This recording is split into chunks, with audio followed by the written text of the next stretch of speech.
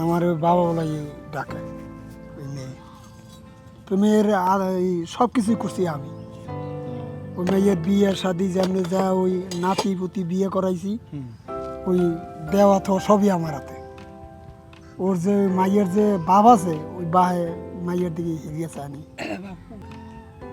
এখন এই মাইয়ের দাঁড়িয়ে আর কি এই বাহে যায় সাহায্য টাহায্য দিতে।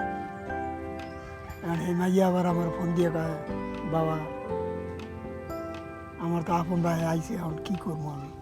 বাবা তোমার যেটু কর্তব্য করার দরকার তুমি হেডু করো, আল্লাহ চাইবে তোমার দিকে, হ্যাঁ কিছু লাগবে না তোমার। এইবার আগের বায়ের পরে 2-3 কেজি জমি নিয়েছিল, সব ওই আগের ঘরের গুরুয়াগারা জের ঘরের গুরুয়াগারা দিয়ে দিছে।